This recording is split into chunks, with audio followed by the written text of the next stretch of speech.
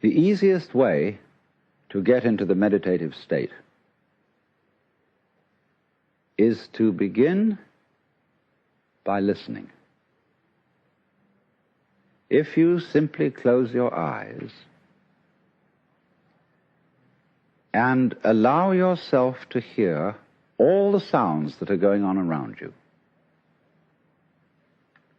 just listen to the general hum and buzz of the world as if you were listening to music. Don't try to identify the sounds you're hearing. Don't put names on them. Simply allow them to play with your eardrums. And let them go. In other words, you could put it, let your ears hear whatever they want to hear.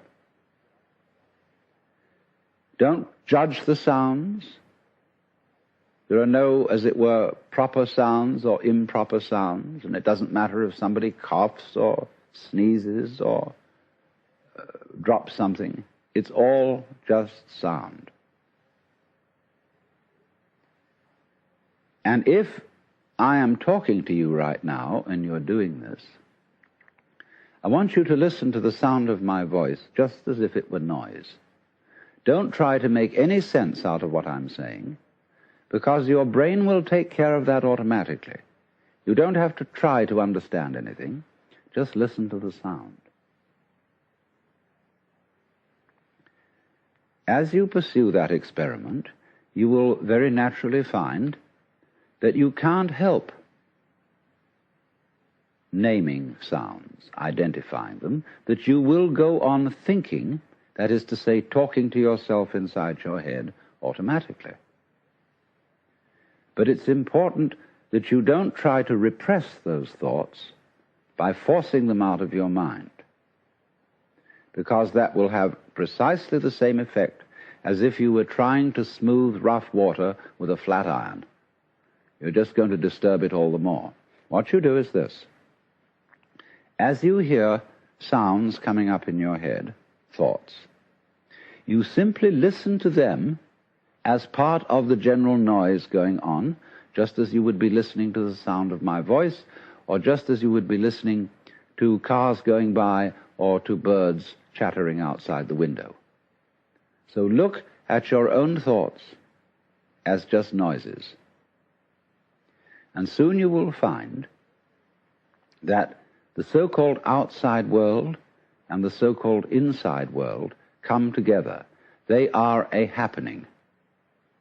Your thoughts are a happening, just like the sounds going on outside. And everything is simply a happening, and all you're doing is watching it. Now, in this process, another thing that is happening that is very important is that you're breathing.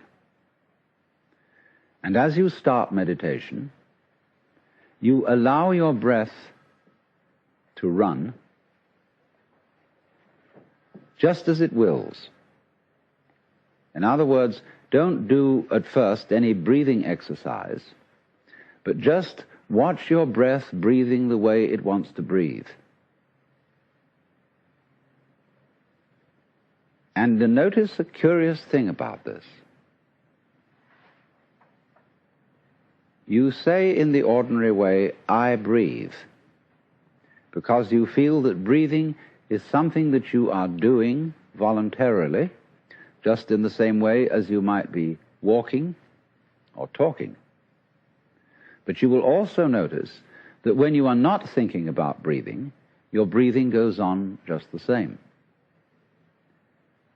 So the curious thing about breath is that it can be looked at both as a voluntary and an involuntary action. You can feel on the one hand, I am doing it, and on the other hand, it is happening to me. And that is why breathing is a most important part of meditation, because it is going to show you, as you become aware of your breath, that the hard and fast division that we make between what we do on the one hand and what happens to us on the other is arbitrary. So that as you watch your breathing, you will become aware that both the voluntary and the involuntary aspects of your experience are all one happening. Now, that may at first seem a little scary, because you may think, well, am I just the puppet of a happening, the mere passive witness of something that's going on completely beyond my control? Or, on the other hand, am I really doing everything that's going along? Well, if I were, I should be God. And that would be very embarrassing, because I would be in charge of everything. That would be a terribly responsible position. The truth of the matter, as you will see it, is that both things are true. You can see it that everything is happening to you, and on the other hand, you're doing everything. For example, it's your eyes that are turning the sun into light. It's the nerve ends in your skin that are turning electric vibrations in the air into heat and temperature.